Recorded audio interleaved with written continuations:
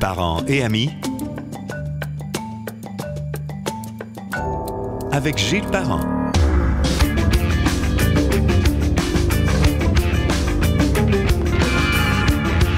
Bonjour et bienvenue. Bonne année 2022. Bonne année, Monsieur Jean-François. Merci. Bonne année à toi aussi. Bienvenue sur Parents et Amis. On lance l'année 2022 avec le premier podcast de la troisième année déjà. Troisième année de Parents et Amis. Celui qui est devant moi, Jean-François Dumas, d'Influence Communication, a été... Je brise la glace en plus. T'as été le premier invité de l'histoire des podcasts. Ah oui, j'ai été le tout premier. J'avais fait le hors-série où j'expliquais pourquoi je revenais. Ouais. Puis après ça a été toi. OK. Absolument, ça a marqué ma vie. Donc, on peut écouter Parents et Amis, troisième saison. Merci pour les gens. La fidélité est là. Puis ce qui est le fun, c'est que les gens font le message. Monsieur Parent est revenu. Il y a des entrevues. Si ça vous tente, telle entrevue. Vous pouvez toujours les retrouver sur gilesparent.com. Mais le bouche à oreille fait que l'écoute augmente tout le temps. C'est le fun. T'en as combien de faits, là? J'en avais à peu près 60 la première année parce qu'il y a eu la pandémie où je faisais des 2-3 entrevues en même temps. À peu près 45. Je dirais 105, 110 à peu près. Wow! OK. On peut tout retrouver ça sur ton site. Tout est là, absolument, dont celles avec lesquelles on a pu jaser ensemble. Ouais. Donc, gilesparent.com, Spotify, Google Podcast, Balado de Apple, le canal YouTube. On va discuter avec celui qui scrute, qui sait, qui voit tout. C'est comme les singes, dans le fond. Mais je te compare pas un singe. Monsieur Influence Communication. Oui. Et je te dirais bonne fête en commençant. Merci. 20 ans d'Influence Communication. On est vieux. Es-tu surpris d'où vous êtes rendu 20 ans plus tard? Oui, parce que j'avais lu à un moment donné un article qui disait que sur 10 bonnes idées d'entreprise, il y en a une qui voit le jour. Et sur les 10 qui voient le jour, il y en a... je pense que c'était une qui dépasse la première année. Et sur les 10 qui dépassent la première année, je pense que qui se rendent à 5 ans, je pense qu'il y en a une sur 5. Et sur les 5, je pense qu'il y en a une sur 10 qui fait plus d'1 million de revenus. Fait que quand tu regardes tout ça, les odds qu'on se rende à 20 ans et qu'aujourd'hui, on fait vivre une centaine de familles, ben là, tu te dis, wow, au début, jamais on aurait pu imaginer. Et c'est sûr que les 20 ans, si tu y arrêtes, il y a quelques moments où ça a coincé, où ça aurait pu arrêter. Oui. Il y a dû avoir des moments difficiles, même si c'est juste 20 ans. Hey, écoute, la première année et demie, on a fait 17 500 $ de chiffre d'affaires. C'est pas beaucoup, j'espère? Non, mais tu gagnes pas ta vie ben. Mais non. Moi, je me payais pas. Je payais tout le monde, mais je me payais pas. Fait que là, t'allais dans le bas de laine un peu, j'imagine? Oui, beaucoup. Puis, je me souviens, au début, à un moment donné, je me suis dit, bon, là, on part le business. Ça me prend un client étalon, un client qui est une référence pour les autres. Donc, je vais me servir peut-être pour solliciter d'autres? Oui, fait que j'appelle Bombardier. Fait que là, je dis à Bombardier, j'ai dit « Salut, c'est moi. » Jean-François. Ah, hi, Jean-François! Oui. Fait que là, puis là, ils me disent, là, je leur dis, t'as des besoins compliqués. Eux autres, il y avait peut-être une vingtaine de fournisseurs dans le monde quand il y avait des besoins de Des divisions. Des divisions. Nautiques, divers et autres. Là, oui. Puis là, je leur disais, je développe une entreprise et je veux développer mon modèle d'affaires autour d'une entreprise comme vous autres.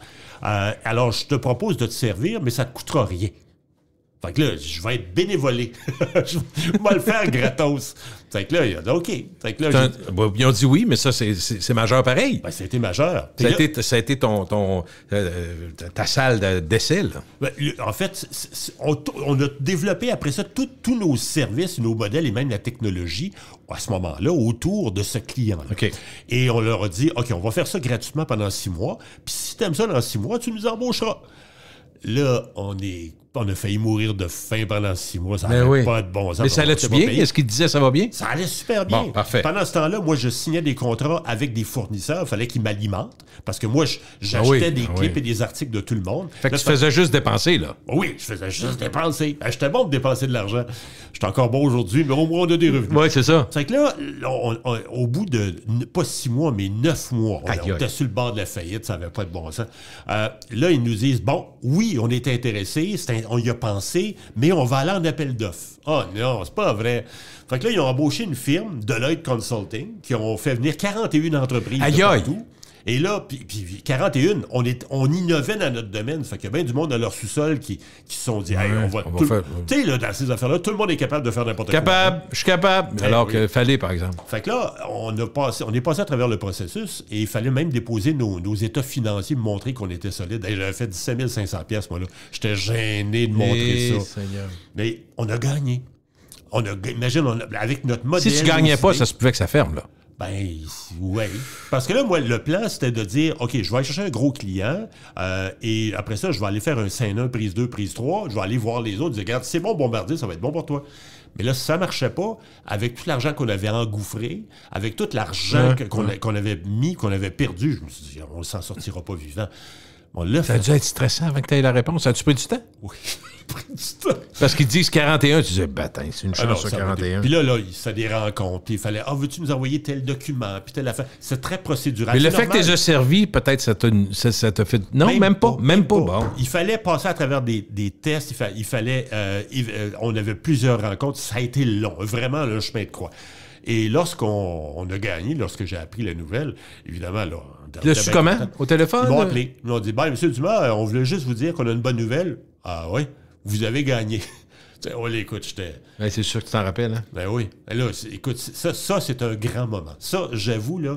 Mais c'est majeur pour la suite. Ben oui, parce que tout a changé à partir de ce jour-là. Parce que là, on s'est dit, OK, tout ce qu'on a fait, les efforts et les sacrifices, valent la peine. Ouais. Et là, à partir de ce jour-là, ben, j'ai commencé à me payer. Oui, tu peux aller à la banque en disant, écoutez, là, on a un gros client, puis on en a d'autres qui s'en viennent. Puis il y en a eu d'autres aussi, là. Oui, puis, mais je pense que comme entrepreneur, je savais pas que c'était impossible. C'est pour ça que je l'ai fait, c'est pour ça que j'ai réussi. Tu étais fou un peu. Oui, puis c'est souvent ça, les entrepreneurs. Si on savait au départ que notre projet était impossible, personne ne partirait en affaires. Et c'est probablement pour ça que j'étais assez con pour le faire, puis c'est pour ça que ça a marché.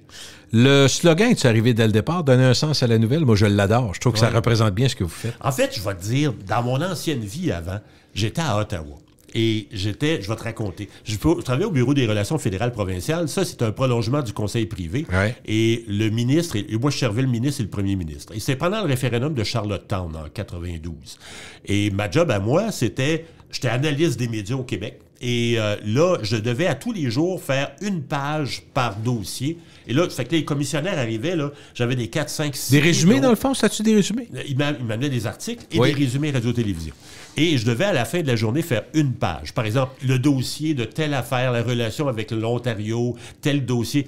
C'était... Garder l'essentiel. Oui. Donc, vraiment, moi, j'appelais ça donner un sens au chaos.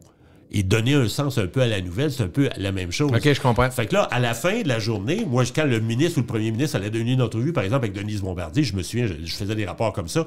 Je disais, OK, Denise Bombardier, depuis 6 mois, t'as planté là-dessus à thème, puis dans ce dossier-là, c'est important, ça. Et voici comment elle structure ses entrevues.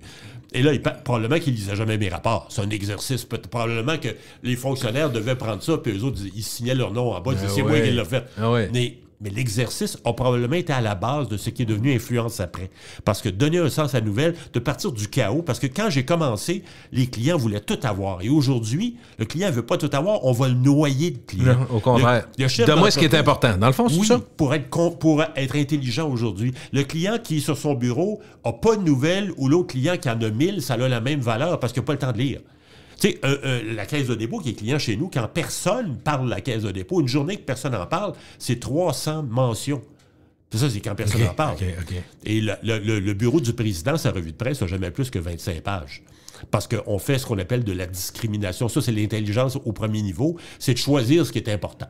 C'est pas juste des ordis qui font ça. Non. L'être humain intervient. Absolument. Même si on a des... Parce que vous avez des machines, vous autres, je disais les robots à l'époque. Oui, c'est ça. J'ai toujours dit ça avec toi dans les entrevues. Il y a de ça. On en parle encore aujourd'hui. On dit, parents, ils appelaient ça des robots. Ben oui, c'est ça, des robots. Oui, on comprend que des gens qui scrutent partout, tu peux pas être partout au Greenland, tu peux pas être non plus en Australie demain matin. Bon, mais on a développé, puis juste pour que les gens comprennent, l'humain, nous, va qualifier le résultat final avant que ça aille chez le client. Mais on a un système qu'on appelle RV. H-E-R-V-E. Le RV, c'est aussi pour les initiales RV, pour reconnaissance vocale. Okay. C'est un truc qu'on a développé à l'interne qui nous appartient. Pas un Winnebago, là, RV. Non.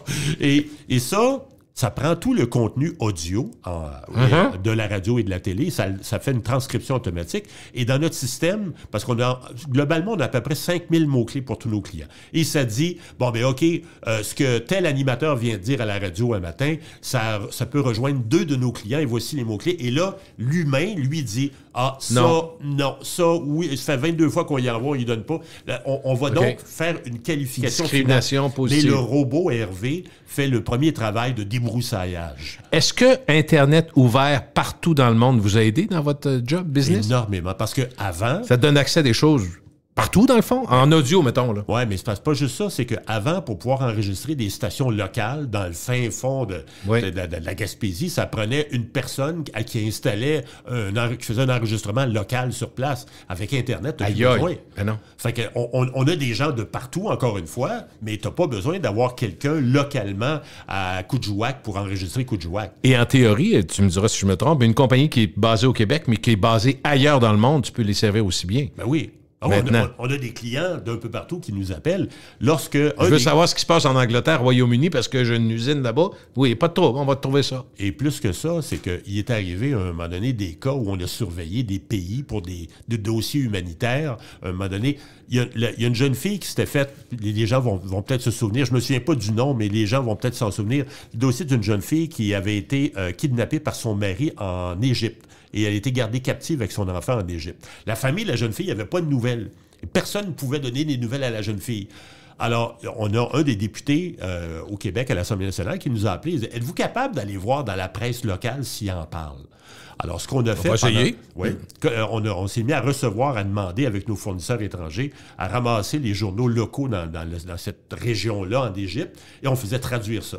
Et on envoyait... Donc, on a aidé pendant quelques semaines, on envoyait les articles à la famille. Ça leur permettait d'avoir un contact, au moins d'avoir un peu d'informations sur leur fille. Parce que là-bas...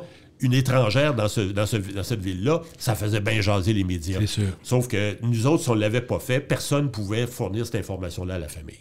L'importance que ça peut avoir. Et donc, on se dit souvent qu'on vit sur une moseuse de petite planète.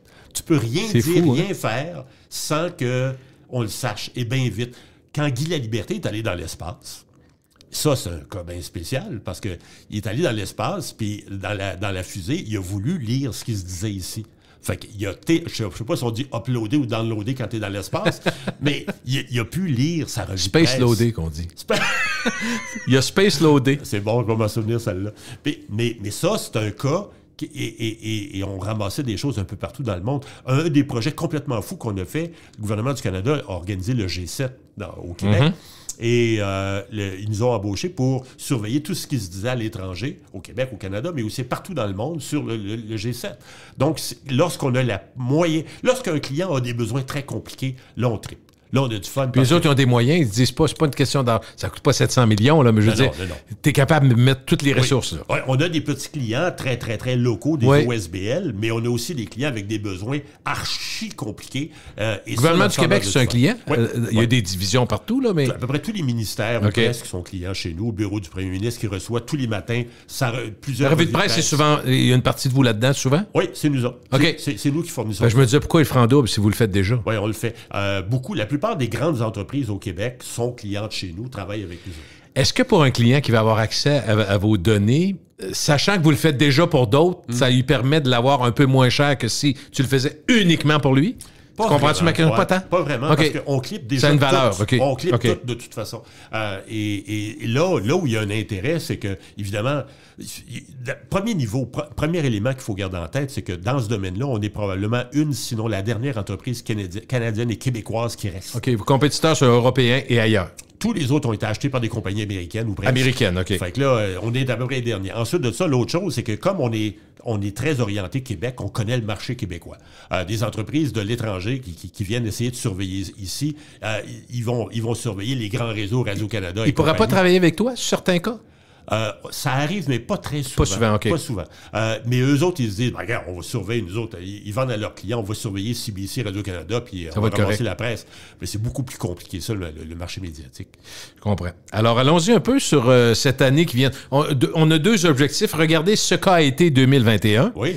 Et ce que pourrait être 2022, je retiens toujours qu'il y a 2 ans, tu me dis, le mot des 5 prochaines années, ça va être le mot peur. Oui. C'est drôle parce que la pandémie est arrivée après en plus. Mais tu sais, tu parlais de ça en disant, il y avait eu le MeToo, il y avait eu plein... Mais tu disais la peur de l'image, peur de ci, peur de ça. T'as jamais si bien dit, là. On est d'accord que, tu sais, le woke, le cancel culture, tout ce que tu veux, les réseaux sociaux, ça a pris cette tangente-là. On sent qu'à un moment donné, les gens imaginent que ça va revenir à un genre de centre, mais pour l'instant, on est allé à l'autre extrême. Fait que ça va. T'as eu une bonne vision, mettons, Jean-François. Et nous qui pensions que la pandémie était finie l'année passée, on a comme pensé ça un bout de temps. On n'est pas sorti de l'auberge. Hein? Ben non. Écoute, l'année passée, si ça avait été l'année de la pandémie, ben cette année, ça aurait été l'année du vaccin. OK. L'étape suivante. Oui, parce que vraiment, globalement, oui, ça occupe beaucoup de place, même si ça occupe moins que l'année passée, ça a occupé beaucoup de place, mais le mot fort, et le mot phare, ça a été le vaccin cette année qui a été 183% plus médiatisé que l'année passée. Les conspirationnistes, cette année, ont perdu 16% de leur pouvoir dans les médias. Le masque a perdu 31%. Le confinement, moins 62%, puis la distanciation, moins 69%. Donc, 2021, c'est plus la proaction vers la protection. La prescription, en fait. C'est l'année de la prescription où vraiment, on se dit, OK, on s'est fait battre l'année passée. La solution, c'est ça. Et voici comment on organise ça. Et donc, le vaccin, ça a occupé beaucoup de place. Et c'est intéressant quand même de mentionner que l'année passée, la pandémie a quand même occupé une très, très large place. Au début de l'année, au début de la pandémie, on était à 85% et on a fini l'année autour de 47% de tous les médias. Cette année, c'est beaucoup moindre. On est dans le 20 quelques %. OK. Donc, on parle d'autres choses cette année. C'est quand même un quart des nouvelles, ce qui est quand même beaucoup dans une année normale, entre guillemets. Ben oui. Mais par rapport à 2020, on a ouvert un peu. Là. Oui, on a ouvert. On s'intéresse à d'autres choses. Et en 2020, lorsqu'on parlait d'autres choses, il y avait tout un lien avec la pandémie. On parlait de sport, oui, mais ça a un rapport avec la pandémie. Cette année, il y a un paquet de sujets qu'on couvre par eux-mêmes, donc on s'intéresse à d'autres choses. Ça fait du bien, c'est rafraîchissant. Oui, puis d'une part, puis moi, je trouve que ça ramène à ce que tu dis, tu sais, le côté, on se tanne de tout, là. Oui. La nouvelle n'est pas longue, tout ça reste vrai, cette affaire-là. Fait que, on l'entend, bien des gens qui disent, la pandémie, ils sont-tu tannés avec ça? Mais finalement, il y a toujours de quoi qui est lié. Puis ça, moi, quand les gens disent, je suis tanné, c'est comme dire quelque chose que tu espères, mais dans les faits, je suis pas sûr que les gens sont... exemple, moi, j'étais chez mon beau-père, la pandémie, ils sont tannants avec ça, mais c'est le premier à dire, mais là, ça a l'air que les vaccins, on va avoir un troisième vaccin. Ouais. Enfin, on vient tout le temps ça pareil. Et ne serait-ce... On est-tu tanné? On dit qu'on est tanné, mais finalement, on veut en entendre parler quand c'est important. Absolument, puis je vais te dire une autre chose, c'est que tant qu'il y a des gens qui vont souffrir, qui vont être inquiets ou qui vont mourir de la pandémie, je pense qu'on n'a pas le choix, ne serait-ce que par devoir moral de s'intéresser à ce dossier-là. Jamais au Québec, à part les grippes saisonnières, ces choses-là, ou les accidents, jamais on aurait eu autant de décès sur quelque chose de circonstanciel, de spécial comme la pandémie. Donc, on ne peut pas ne pas couvrir outrageusement ce dossier-là. Et c'est normal, ça a fait que ça transforme notre société. Dans combien... Je te lance la question. Ça va prendre combien d'années avant qu'on arrête de porter des masques? Parce que peut-être... Moi, je pense que pour certains, il va y avoir des masques dans les sacoches puis les coffres à gants jusqu'à la fin de leur jour. Deuxièmement, ça, c'est mon feeling. Deuxièmement, notre façon de travailler, le télétravail qui a explosé depuis le début de la pandémie. Moi, je pense que c'est là pour toujours, mais dans une mesure qui va varier selon les emplois que tu as. Tu vois, juste ces deux éléments-là, c'est des éléments qui démontrent que nos vies ont déjà changé. Ah ben oui. Il y a un paquet de façon permanente sur certaines choses. Je suis d'accord. Ça va rester. Ouais. Ça va rester la crainte d'être un par-dessus l'autre en public où tout le monde crache, tout le monde crie, tout le monde chante, tout le monde danse. Il va y avoir cette crainte-là. Maintenant, on sait que les particules, tu sais, quand tu chantes, on parlait du karaoké, ça a été un peu ridicule, mais en même temps, il y a eu quand même des cas qui se sont multipliés. Moi, sais-tu, je disais à ma blonde, j'ai dit, pour la première fois, compte tenu de ce qui se passe, puis la hausse, là, on est en début janvier 2022, mais on a bien vu qu'à la fin de l'année, les cas remontaient pas mal. Ouais. Ce qu'on a noté, c'est qu'il y a moins d'hospitalisation, moins de décès, donc une meilleure couverture vaccinale. Parfait. Mais j'ai dit, pour la première fois, je me rends compte que je comprends que la santé publique a tant hésité avant d'ouvrir les bars et les karaokés. Il faut aller d'un bar pour le voir. Moi, je parlais d'un bar. Par contre, le fameux dossier des policiers à Québec, les 4 vidéos, comme quoi, des fois, on chiale ces réseaux sociaux, mais autant pour trouver des enfants avec des ailettes en verre, autant pour aider des gens qui sont mal pris. Les réseaux sociaux peuvent être extraordinaires dans la manière de tisser des relations rapidement. Moi, ce que j'ai noté, c'est que quand ils sont au Portofino ou à une autre place d'un bar, il y a du monde en battant, c'est pas personne n'a un masque, là. Non, tout le monde est debout, puis tout le monde est proche un sur l'autre, puis ça jase, puis... Je suis pas en train de faire une étude, je le vois. Je suis pas dans un bar, mais je disais, écoute, c'est sûr que l'hésitation de la santé publique s'explique. Dans un bar, quand tu vas dans un bar, souvent tu es debout. puis tu veux jaser. La musique est forte. Qu'est-ce que tu fais quand la musique est forte? Tu te colles sur l'autre pour te faire entendre. Tu vas me dire que j'invente pas la roue, là, mais ça m'a frappé, ça m'a sauté. C'est parce qu'on n'est pas discipliné. Malheureusement, c'est ça. On n'est pas discipliné. Puis, tu sais, avant les fêtes, quand le premier ministre nous a parlé des parties de Noël, puis il y aurait une limite de 20 personnes, c'est ça. Là, il se dit, pourquoi 20? Pourquoi pas 21? C'est parce qu'il faut, un moment donné, tracer la ligne. Ouais. On sait bien que ça ne sera pas respecté à 100%, c'est clair. Non, la police ne viendra pas t'arrêter parce que vous êtes 21,5. Mais on a besoin de ces règles-là dans la société. Moi, j'en ai pas besoin, mais collectivement, en gang, on a un âge mental très limité. Et quand on est une grosse gang, on est collectivement un peu lobotomisé. Dans ce temps-là, on a besoin d'avoir des règles très sévères. Puis c'est un peu pour ça que, malheureusement, depuis le début de la pandémie, il a fallu avoir des règles très sévères. Et il a fallu en payer le prix. Mais c'est sûr qu'il y a des gens qui auraient été capables de gérer tout seul. D'ailleurs, en même temps que tu dis on n'est pas discipliné, sur un autre aspect plus large, on était une des régions les plus disciplinées dans le sens où on a accepté de subir des contraintes assez importantes. On s'est fait vacciner. Fait que là-dessus, on a été, je dirais, civil et impliqué. Parfait. Mais je suis d'accord avec toi, dans bien des dossiers, on se rend compte que... On pourrait pas dire aux gens, ça fait 40 ans que vous conduisez, vous savez qu'un arrêt-stop, on arrête, on va vous enlever, stop, tout le monde le sait. Mais qu'est-ce qui arriverait? Il y aurait des accidents tout de suite, parce qu'on serait dans l'une. Fait que, tu sais, je connais la loi, je sais qu'on n'a pas le droit. Mais ça marche pas de même, là. Mais il y a une chose qui m'a étonné un peu pendant la pandémie, c'est que, tu sais, la propension de nos médias à parler très peu de ce qui se passe ailleurs, dans le monde, les nouvelles internationales, je pense, nous a desservis, dans le sens que si les médias nous avaient rapporté un peu plus à quel point ça allait mal dans d'autres pays, ou encore dans des pays où les gens écoutaient les consignes, ça allait bien, pour s'en inspirer, on aurait eu l'impression, parce que souvent, quand j'écoutais les conspirationnistes ou dans les médias, des fois, j'avais l'impression qu'on était tout seul au monde à avoir la pandémie. Parce qu'on n'en parlait pas. Tu sais, et il y a des pays dans le monde qui ont écouté les consignes aussi. Il y a des pays dans le monde où ça a bien été. Et en s'inspirant de ces gens-là, en s'inspirant de ces mouvements-là, on se serait peut-être consolé, on aurait arrêté de chialer en disant que le gouvernement essaie de nous contrôler, puis que le gouvernement est ici, puis qu'il est méchant, puis je veux dire, en voyant ce que les autres font ailleurs dans le monde, ça nous aurait permis de se comparer, parfois de se consoler. Mais Jean-François, toi qui es là-dedans, c'est la meilleure personne à qui je peux parler de ça. L'impression que j'ai, c'est que juste dire international, le monde ferme la TV ou se sauve. La preuve, c'est que même des télés comme Radio-Canada qui en font beaucoup plus que d'autres, TV5, c'est encore plus évident. Même, ils font le tour du Canada et ils vont dire c'est notre tour du Canada en 60 secondes. TVA, c'est... Fait que c'est comme en voulant dire on est obligé de le faire, restez là, ça sera pas long. Fait que c'est tout en surface puis vite fait.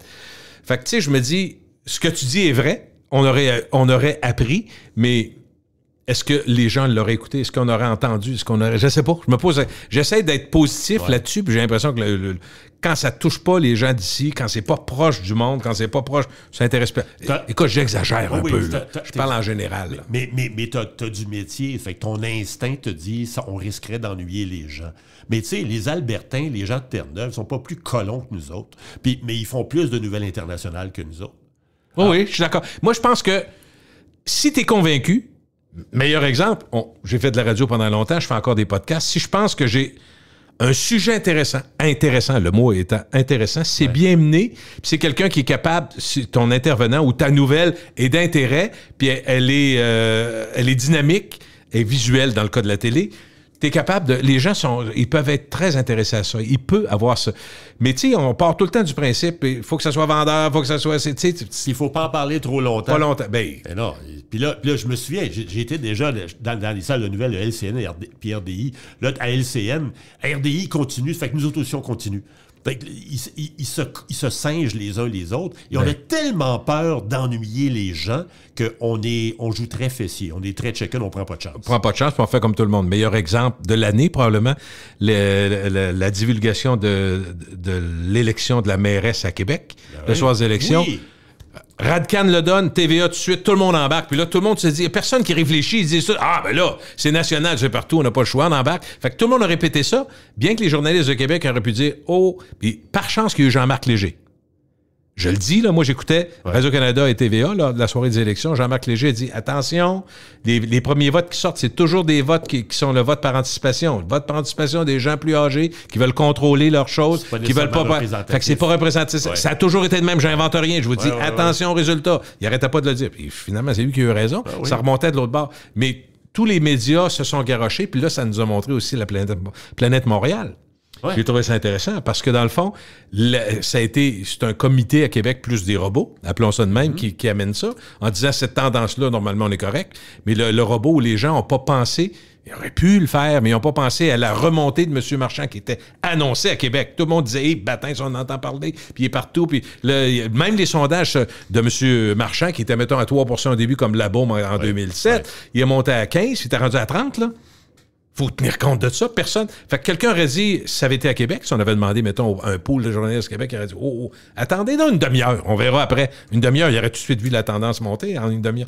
Fait que, tu sais, j'ai trouvé que dans la façon de gérer les médias, ça en a dit beaucoup, ça. Et en plus, surtout à une époque où on est extrêmement prudent en tout. Mais oui. On est le politiquement correct est poussé à très bon point que tu amènes là. Dans un monde de rectitude presque totale. Ouais. C'est hallucinant que ce soit arrivé. Et c'est un fait marquant dans un contexte où on a tellement peur d'avoir peur, tellement peur de dire quelque chose qui n'est pas correct. Oui, mais ça a été une peur, la peur de ne pas être comme tout le monde. Ils ont dit, Radio-Can et TVA le disent, on n'a pas le choix, on embarque dans la patente. Pourquoi? C'est en raison de l'esprit de compétition. L'impératif commercial. L'enjeu commercial. Et c'est les gens disent, à Radio-Canada, non, Radio-Canada comme les autres. À Radio-Canada, des fois, on remplace l'impératif commercial par égo commercial, mais sans même aux autres affaires. Il faut être premier, il faut être en avant sur les autres, et c'est ce que fait le scope. Ils se sont auto-pelures de bananiser. Et voilà, expression extraordinaire. Quand on a 25, mettons qu'en 2021, on dit qu'il y a 25% des nouvelles qui sont à peu près sur la COVID en général. Qui sont les oubliés? L'année d'avant, on avait beaucoup d'oubliés, les personnes âgées. Ben, pas les personnes âgées à cause des CHSLD, mais les gens qui ont des difficultés, la pauvreté, des sujets qui avaient été beaucoup moins traités. Les jeunes. La violence chez les jeunes. Les aînés, quand on est sorti de la climatisation, puis qu'il y a des décès... C'est pas drôle de dire ça. Non, mais c'est vrai. Quand on a arrêté de parler de la clim puis des décès dans les CHSLD, on a arrêté de s'intéresser aux personnes âgées. On a arrêté d'en parler. Tous les sujets pauvres, habituellement, sont restés pauvres plus que jamais. Il y a les Autochtones, dont on a un peu plus parlé, mais pas à cause de la pandémie. Ben là, tout d'un coup, les Autochtones, c'est drôle parce que, d'ailleurs, les gens vont remarquer ça de plus en plus. On va voir de plus en plus dans les pubs politiquement corrects, t'as un noir, une femme noire, handicapée, en chaise roulante. Là, maintenant, tu vas avoir aussi de plus en plus des Autochtones parce qu'on va être représentatif de tout et de tout le monde. Mais des fois, ça en devient un peu ridicule. Les 6 sont dans la même annonce de tête. Là. Ben oui, je sais. Tu peux en mettre un de temps en temps pour montrer. Les couples gays, on en voit de plus en plus, ce qu'on ne voyait pas. Oui, mais c'est pas juste... C'est pas négatif, c'est juste que le concentré est tellement que ça devient un peu exagéré en voulant dire. C'est comme si on voulait réparer 40 ans où on s'en est moins occupé dans une annonce de 30 secondes. Mais sais-tu quoi? Ce qui m'a beaucoup frappé en 2021, qu'on a perdu, c'est notre intérêt, parce qu'on a beaucoup, évidemment, on couvre beaucoup la santé avec la pandémie, la COVID. Probablement l'environnement, je vais t'en parler tantôt. Il me semble que moi, j'entends beaucoup plus parler d'environnement. Peut-être à cause de l'élection fédérale, peut-être. Oui, mais c'est très passager. Okay. C'est une mode. L'environnement, on en parle beaucoup pendant quelques jours, après ça, on arrête d'en parler. OK, ça descend vite, OK. Un sujet qui vraiment, la santé a monté beaucoup à cause de la pandémie, mais le problème, c'est qu'à part la COVID, toutes les autres maladies ont perdu globalement près de 25% de leur poids dans les médias. Donc, que ce soit l'Alzheimer, le cancer, que ce soit la dépression, tous les problèmes de santé au grand complet ont fondu beaucoup. Alors que la santé en général, dans une année normale, là, c'est près de 50% de notre intérêt pour la santé qui porte sur les infrastructures. Les négociations de conventions collectives, la construction d'un nouvel hôpital, etc. La maladie en tant que telle, c'est 50% de pas grand-chose. Parce que la santé, en général, c'est pas genre les médias, on n'en parle pas beaucoup. C'est quoi? Souvent, on en parle comme... Quand on parle des autres choses, on en parle en termes quantitatifs, en disant, ben là, il y a une liste d'attente de 2 ans et demi, 3 ans et demi, mais on parle de quoi, là? De la chirurgie à la hanche, cataracte, c'est quoi? On parle pas de ça spécifiquement, on fait des listes. il y a une liste d'attente. Il y a des médecins de famille, ils prennent pas assez de monde. Absolument. C'est assez générique, là. Et là où ça m'inquiète encore plus, c'est que les gens qui nous écoutent pensent, à tort, mais ils le pensent, on le pense tous, que plus les médias vont parler d'un sujet, plus le sujet est important. Que l'importance d'un phénomène de société est directement proportionnelle à sa médiatisation. De sorte que si on en parle moins ou on n'en parle pas, ben ça va bien, il n'y a pas de problème. Ben non. Si on parle moins du cancer, on parle moins de différentes maladies, les gens vont être moins sensibles à aller se faire dépister, à faire de la sensibilisation, de l'éducation. Donc, les médias ont un rôle extrêmement important. Ben oui. Mais tu dis que ça joue directement sur le comportement humain. Ben oui. Dans la société. Les médias ont un rôle tellement important, tellement important, et on le voit, entre autres, on l'a vu dans la campagne municipale. Et je t'amène complètement ailleurs. Vas-y. Dans la campagne municipale... On est capable de faire ça, nous autres, tirer partout. Oui, allons-y. On s'en va pas à la pause, de toute façon. Non, on a du temps. Imagine-toi, on a découvert, il y a plusieurs années, mais on a découvert que, d'abord, la région qui fait le plus d'informations locales, qui s'intéresse le plus à ce qui se passe à l'Hôtel de Ville, c'est Saguenay et Québec. C'est les deux régions reines en information locale. Et on a découvert avec les années qu'en général, c'est les deux régions où on va le plus voter aux élections municipales. Donc, il y a un lien, l'info et le geste. Oui, donc les citoyens se sentent interpellés et ils vont voter. Donc, c'est la même chose avec les maladies. On fait de la sensibilisation, de l'éducation, les gens vont se sentir plus sensibles. Oui. Et les deux régions où on fait le moins d'informations locales, l'avant-dernière, c'est Gatineau, et la pire, où on s'intéresse le moins à ce qui se passe à l'Hôtel de Ville quand il n'y a pas de drame ou scandale, c'est Montréal. C'est pas une surprise pour toi? Ben, on montréalise beaucoup l'information au Québec, mais c'est à Montréal où on est les moins bien servis. Et comme par hasard, Montréal est une des régions où on va le moins voter aux élections municipales. Donc, les médias n'en parlent pas, les médias en parlent peu, les médias en parlent moins, ben, les gens vont moins voter. Est-ce que vous êtes capable, chez Influence Communication, de voir la différence en termes de volume? Je vais essayer d'être clair. Ma question n'est pas claire. Fait que je vais te dire la problématique. On parle beaucoup des conspirationnistes. On a parlé l'année passée, l'influence qu'ils peuvent avoir, tout ça. Mais moi, je me disais, ce serait le fun de savoir, ça représente combien de monde? Combien de monde? Pas combien, mais combien?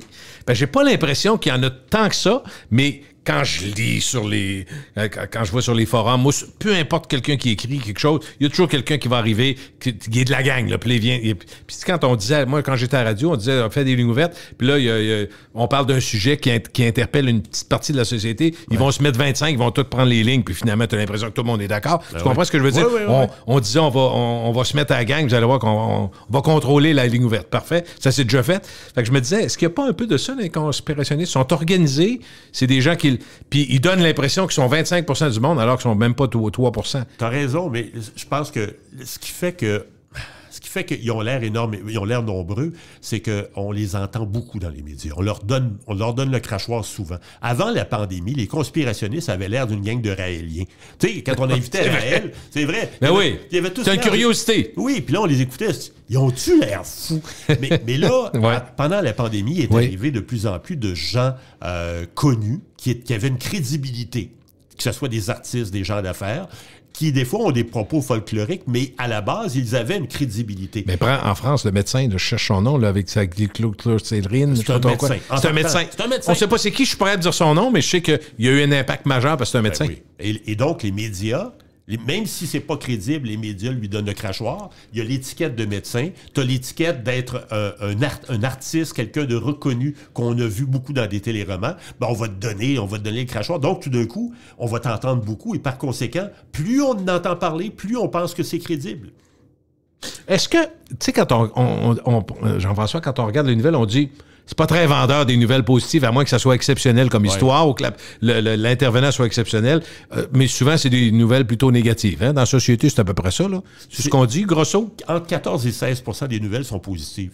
Bon, à 85 %. Mais nouvelles positives durent moins longtemps, frappent moins notre imaginaire. Sont moins jouées grosses, ça se peut-tu? Oui, puis on s'en souvient pas.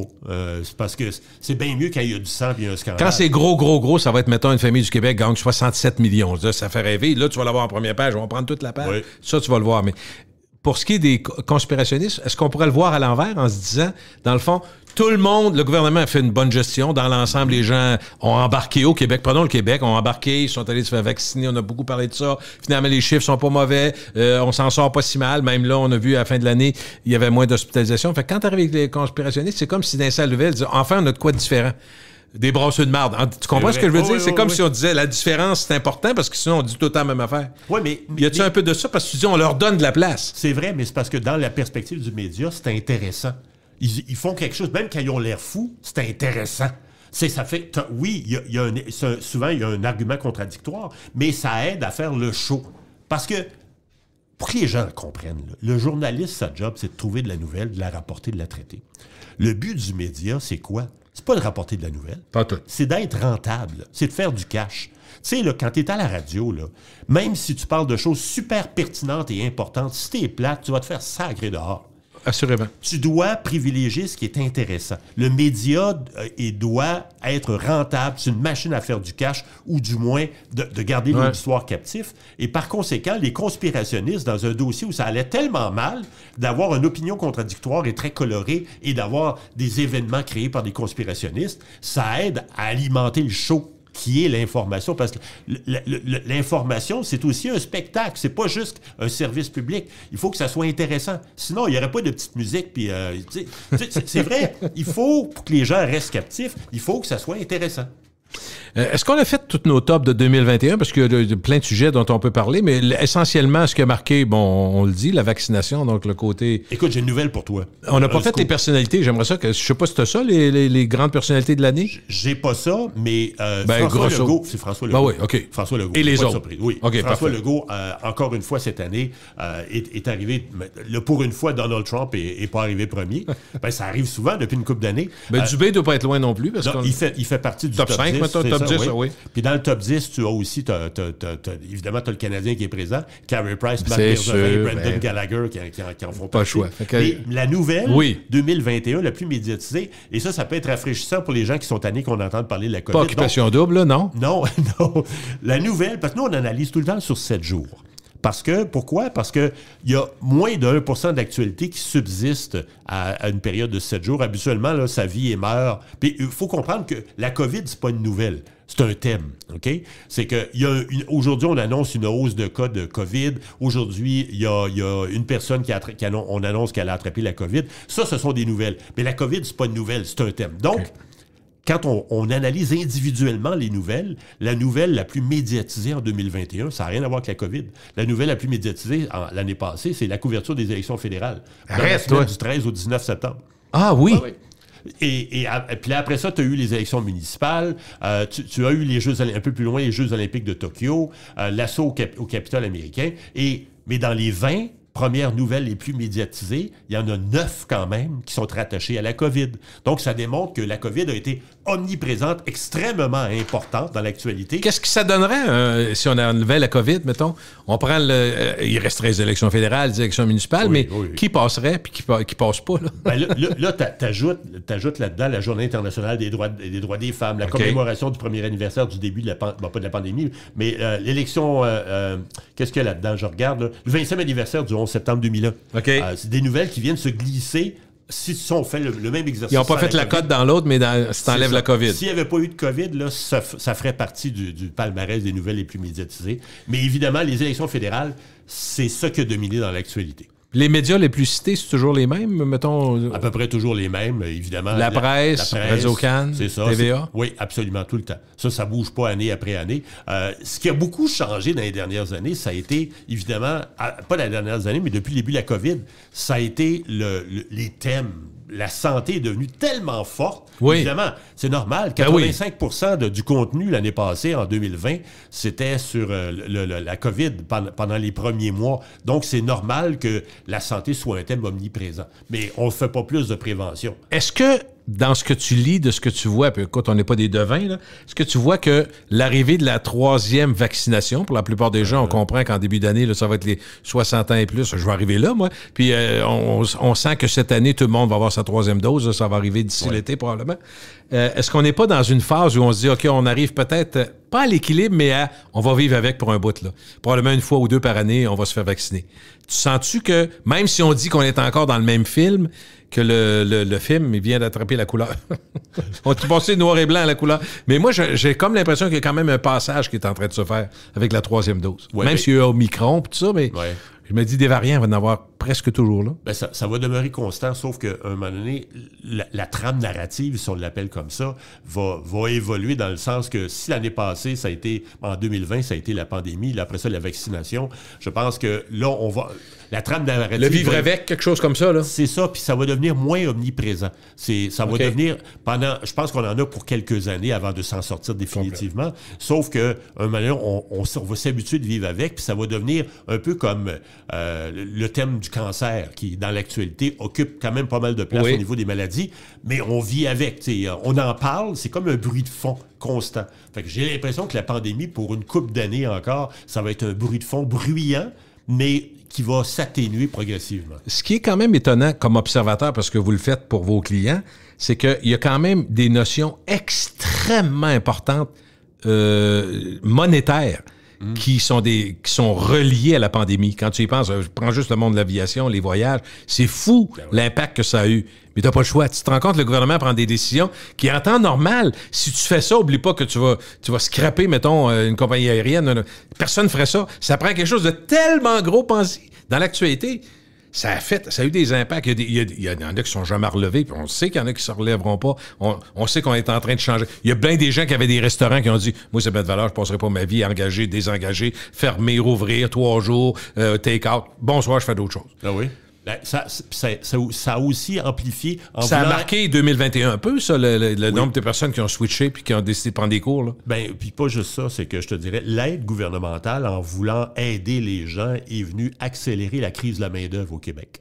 Alors, on l'a vu dans les médias, c'est que, puis pas tout seul à en témoigner, tous les entrepreneurs ont bien de la difficulté à embaucher du monde. Puis à un moment donné, parce que tout le monde du travail a été bouleversé, notamment pendant la pandémie. Ça avait commencé avant. Puis c'est pas juste le télétravail, c'est pas juste les subventions salariales, c'est tout le monde du travail en plein bouleversement. Et ça, le gouvernement, avec l'aide, a voulu, là je sors du média, mais c'est l'entrepreneur qui parle, c'est qu'en voulant aider les gens, il est venu accélérer notre plongeon dans une crise de la main-d'œuvre. C'est qu'on a de la misère à embaucher du monde. On a de la misère à trouver du monde qualifié et même si tu les payes bien, à les garder.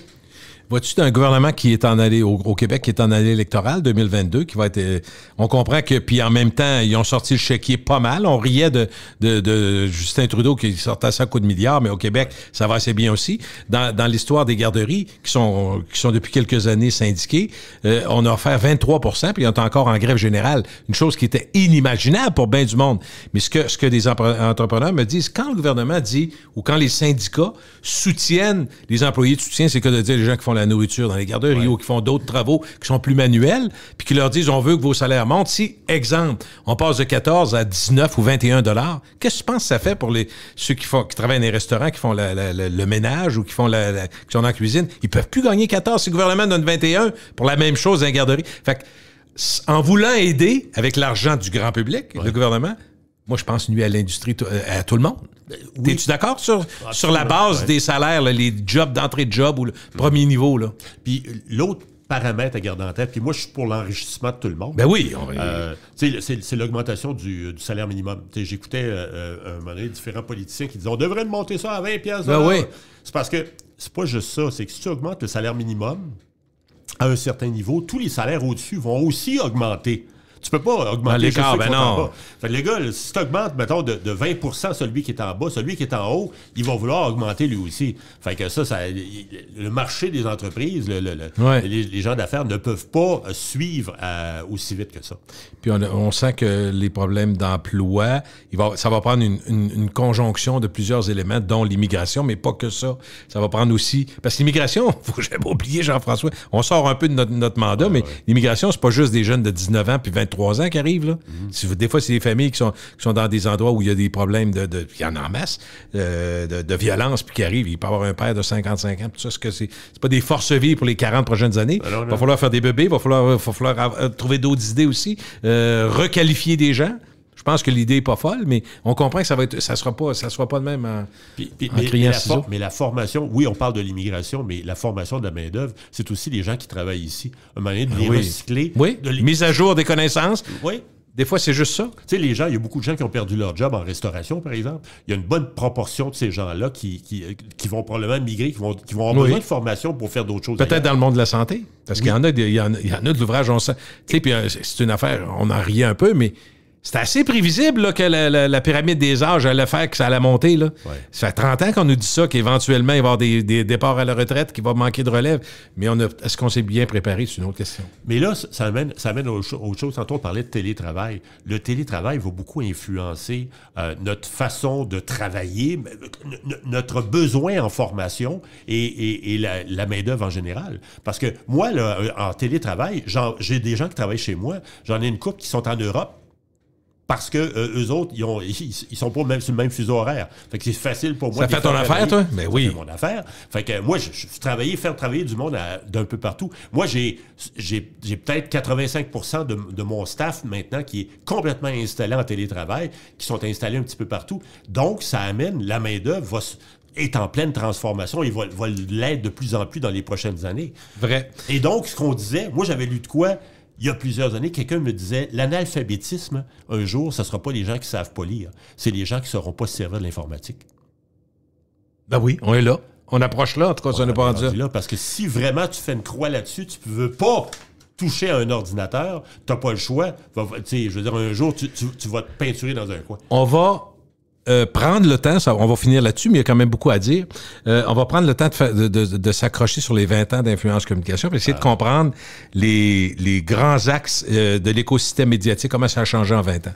Qu'est-ce qui a changé? Qu'est-ce qui est nouveau, mettons? Il y a 5 affaires que j'ai identifiées, moi, des pôles de changement extrêmement importants qui fait en sorte que l'écosystème médiatique est différent aujourd'hui comparativement à il y a 20 ans. Je vais essayer de juste écouter, ça va être tough. La première, c'est la montée de l'opinion. Eh oui. Juste dans les journaux. En radio, c'est normal. L'essentiel, c'est très majoritairement de l'opinion. Mais dans les journaux, c'est entre 35 et 40 du contenu aujourd'hui. Aïe aïe! C'est pas de la nouvelle, c'est de l'opinion. Quand j'étais jeune, probablement toi aussi, pour que... J'ai jamais été jeune, moi. Ah non? Mais là, j'essaie de regarder tes cheveux gris, c'est parce qu'il n'y en a plus beaucoup tout court. De quelle couleur, les tiens, déjà? Ouais, non, moi, je suis daltonien, hein, ça fait que c'est pas les... OK. T'es bois blancs? Non, t'es bois noirs? Non, mais je me fais faire des mèches grises pour pas donner de complexe aux gars de mon âge. Parfait, c'est bon. Quand on était jeune, les gens qui faisaient du commentaire à la radio, les éditorialistes, avaient tous les cheveux gris. Ça prenait beaucoup d'expérience avant qu'on te permette de dire ce que tu penses. Ça prenait du vécu? Ben oui. Aujourd'hui, c'est une grande gueule. Tu es articulé et tu es capable de le faire sur une base quotidienne. Tu vas avoir une job à la radio. Mais d'avoir une opinion transcendante, articulée, organisée, à tous les jours, à la radio, la télé ou peu importe, c'est pas pour rien que la sauce goûte l'eau de temps en temps.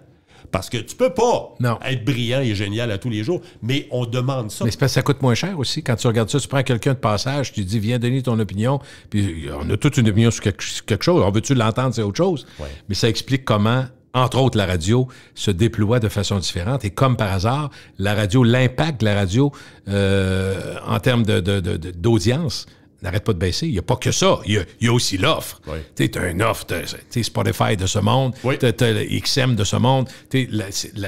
L'offre est très grande. Fait que c'est pas uniquement ce qu'on donne à la radio, mais c'est aussi qu'est-ce qu'on peut faire de nos loisirs et de notre temps. Les podcasts, c'est une montée fulgurante dans le monde. Ça fait partie de la concurrence, entre guillemets, de la radio. Mais il y a des éléments là-dedans qui sont intéressants sur l'opinion. Ce que ça a fait, ça, la montée de l'opinion pour les médias, ça leur permet d'avoir un élément de différenciation avec les autres médias. C'est vrai. C'est que qu'est-ce que telle station a différent avec telle autre station? C'est du talk radio. Les nouvelles, c'est les mêmes partout, tu as raison. Oui, c'est ça. C'est la force de l'opinion, la couleur de l'opinion et les noms. Ça s'explique. Dans les journaux, ça c'est intéressant, dans les journaux, il y a plusieurs années, les vedettes dans les médias, c'était à la radio ou la télé. Les vedettes dans les journaux, sur la rue, ils pouvaient marcher, on ne les reconnaissait pas. Aujourd'hui, ils font tous de la télé puis de la radio, les vedettes. Et aussi, c'est que l'opinion, ça a permis au journal d'être différent de l'autre journal et de créer un monde de vedettariat qui n'existait pas avant. Je me souviens, il y a une époque à la presse, les vedettes de la presse, c'était les presses au rez-de-chaussée de la presse. Quand tu arrivais là, tu voyais juste... Bon, les presses... Ils ont sorti, mais là, maintenant, quand tu te promènes là, c'est des posters. avec les vedettes. Donc, c'est plus les presses qui les vedettes, c'est les personnalités. C'est les Patrick Lagacé de ce monde qui sont installés et on placarde les murs. C'est comme ça que tu vends de la copie. C'est plus la nouvelle. Dans le fond, à la limite, c'est que, tu sais, le devoir, la presse, on pousse ça à l'extrême. C'est pas vrai, on pousse ça à l'extrême. Ils livrent le même contenu, mais c'est les vedettes qui font que tu achètes la presse. Prenons un exemple, c'est un des gros exemples au Québec, Mario Dumont. Il fait Cube Radio, il fait le Journal de Montréal, Journal de Québec, TVA et les revues quand ça donne. Fait que finalement, une opinion, il peut la faire 3, 4, 5 fois. Ah oui, c'est le recyclage. C'est parfait pour lui, bravo. Puis en même temps, on peut pas penser que ceux qui écoutent, qui lisent le Journal de Montréal vont nécessairement tout le temps écouter TVA, tout le temps écouter Cube. Fait que finalement, c'est tout à fait logique ce qu'ils font, là. Oui, puis des fois... Mais payante, je veux dire, ils gagnent un bon salaire, mais pour faire l'ensemble de la patente. Fait que moi, je pense que pour l'opérateur, pour la compagnie, c'est un bon deal. Je comprends. Mais en même temps, ça nous amène, des fois, t'écoutes, puis je ne mettrai pas de nom, mais des fois, t'écoutes des commentateurs, t'as l'impression qu'ils réfléchissent pendant qu'ils articulent leurs pensées. Là, tu dis, oh, wow! Tu sais, des chroniqueurs à tous les jours, tu ne peux pas avoir une opinion géniale articulée tous les jours. Moi non plus, je crois pas ça. C'est impossible. Mais le marché fait en sorte que c'est un impératif, tu n'as pas le choix. Ça c'est la première chose. La deuxième chose, c'est qu'on a remarqué dans les 20 dernières années, c'est que justement, l'élément de concurrence dans les médias fait en sorte qu'on a tellement peur d'ennuyer les gens, c'est qu'on va te livrer de plus en plus de nouvelles. Toi et moi, là, on part, on se lève le matin, on lit le journal, on est exposé à 2-3 nouvelles, on est dans notre char, on entend l'animateur du matin qui nous parle d'autres choses. Tu arrives au bureau dans l'ascenseur, tu as des petites nouvelles sur le mur. Là, tu n'es pas assis à ton bureau, tu as déjà été exposé à 10, 15, 20 nouvelles différentes. Donc, on te bombarde de plus en plus de nouvelles. Ça, c'est une chose. L'autre chose, c'est que on a tellement peur de t'ennuyer et on te met tellement de plus en plus de nouvelles que faut que les nouvelles rentrent dans la même journée. Fait qu'on les nouvelles vivent et meurent plus vite que jamais. La durée de vie était déjà en baisse, mais là, baisse encore plus. 75% des nouvelles vivent et meurent en 2 heures et moins. Aïe, aïe. Et dans les réseaux sociaux, 95% des mots-clés ne vivent que quelques minutes. Ça fait que tout vit et passe plus vite, plus rapidement. Toi et moi, on sait de plus en plus de choses. Mais comme tout va tellement plus vite, on les comprend moins. On n'a plus le temps d'approfondir les choses. Pour prendre une expression consacrée, on surfe de plus en plus sur la connaissance parce qu'on sait plein d'affaires. On se remplit à chaudière, mais on ne comprend pas plus. On n'a plus le temps de comprendre. Mais on sait, on peut répéter ce que l'animateur nous a dit. De sorte que je vais aller plus loin. Souvent, j'ai l'impression... C'est tellement important, c'est l'influence, hein? Oui, j'ai l'impression que malheureusement, comme citoyen, on se magasine de plus en plus une opinion.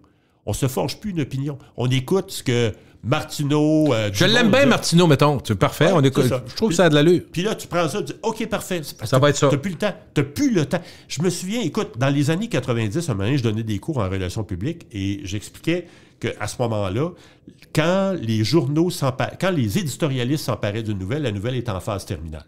Parce que les éditorialistes s'en emparaient au bout de 2-3 jours. Donc, la nouvelle avait le temps d'exploser, de jaillir. Il y a eu du commentaire. Puis les éditorialistes attendaient après tout le monde pour se donner un point de vue. Mais quand une nouvelle vit et meurt en 2 heures, là, ça vient de fourrer le système. C'est que l'écosystème, le biorhythme de la nouvelle est tellement vite que tu n'as plus le temps. À un moment donné, il y a des clients qui me disaient, ils disent, ouais, nous, on est prêts, s'il y a une crise avec les réseaux sociaux, on va s'écrire un plan de communication. Hey, en 2 heures, tu n'as même pas le temps de le réviser, ton plan de communication, t'es mort, t'es fait. Tout va très vite. Et ça, c'est une chose qui est venue bousculer notre intelligence collective. On apprend par cœur de plus en plus de nouvelles, mais on n'est pas plus capable de les expliquer. Est-ce que ce que tu m'avais annoncé il y a 2 ans est encore vrai? La peur, c'est encore un bon vecteur? Plus que jamais. Plus que jamais. Écoute, on a eu peur de quoi? On a eu peur des terroristes, on a eu peur même de Donald Trump, on a eu peur... L'épidémie, là, actuellement l'épidémie. On a eu peur de plein d'affaires. La peur, pourquoi? Parce que la peur, t'as pas besoin de la décortiquer, t'as pas besoin de l'expliquer. T'as juste besoin de la faire vivre. Peur de la police? Oui. Tu sais, à Québec, là, quand tu vois des vidéos tout le temps, tu peux avoir peur de sortir d'un bar, mais tu peux le décliner comme tu veux. Là. Tu peux dire, vas-tu manger une claque? Surtout la police qui en théorie, est le dernier rempart face à la peur. C'est eux autres qui devraient être protégés. Oui. Fait que, un peu, l'autre année, quand on a eu la police qui faisait de l'écoute électronique sur les journalistes, c'est un peu ça. Tu dis, c'est rendu, il faut que je me méfie même de la police. Donc, la mécanique de la peur pour les médias, puis c'est pas propre au Québec, c'est non. La peur, c'est bien moins compliqué de montrer une photo, de faire peur au monde. Ça me fait penser, écoute, en 2009, c'était le H1N1 en 2009, je me souviens, la presse publie un article. Écoute bien ça. Un article, et là, tu voyais les touristes québécois au Mexique sur une plage. Ils étaient en maillot de bain, ils prenaient du soleil. Et là, on voulait montrer, le bas de vignette, ça disait « 2 touristes québécois prennent leurs précautions face au H1N1 ». Les 2 touristes se faisaient bronzer, mais avec un masque. Non, mais veux-tu rire de moi? Non, mais écoute, tu sais, ça donne un nouveau sens à l'expression griller en habitant. Personne n'est assez cave se faire griller avec un masque. Vois-tu, je pensais, on parlait de peur de la police, mais je pensais aux gens de Montréal. Quand j'entendais les citoyens, moi, j'ai fait 30 ans, je vis ici, j'ai jamais eu peur de marcher dans la rue. Là, j'ai peur, il y a des fusillades aux 2 jours. Tu sais, cette peur-là. Tu devrais plus avoir peur des nids de poules à Montréal. Ouais, j'ai noté ça. On enregistre à Montréal au moment où on se parle, puis effectivement, c'est quelque chose. Un GPS, ça sert à rien à Montréal. Il change les directions de façon à tous les jours. Donc, puis est-ce qu'il y a encore une omniprésence des réseaux sociaux dans nos vies? Ah oui, écoute, ça aurait dû être même le thème numéro 1 parce que, écoute, si... Dans les années 90, on parlait de la démocratisation de l'accès à l'information avec le web. Le web a commencé en 94. Fait qu'à partir des années 90, on démocratisait l'accès à l'information. Tu pouvais avoir accès à toutes sortes de contenus, tout ce que tu voulais dans le monde. Dans les années 2000, avec la montée des réseaux sociaux, c'est la démocratisation de la diffusion de l'information. Tu peux écrire ce que tu veux.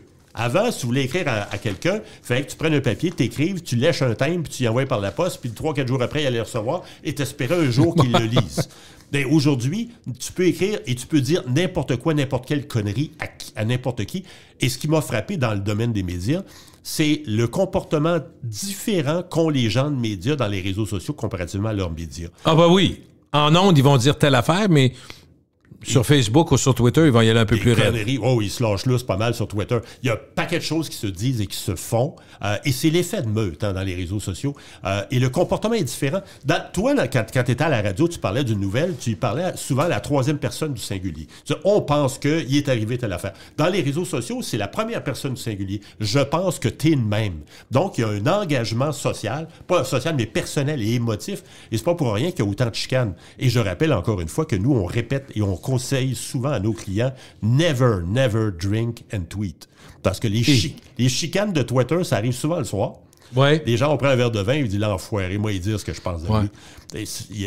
Et c'est malheureusement là que ça part. Et ça, encore aujourd'hui, on n'apprend pas. Il y a encore des chicanes comme ça qui arrivent. C'est souvent la gang, hein? Réseau social, on est une gang, puis on s'adresse à quelqu'un ou on prend un sujet, puis on décide de varger, là. Le média traditionnel, c'est un qui parle à plusieurs. Dans les réseaux sociaux, c'est tous contre un. On s'en prend à quelqu'un.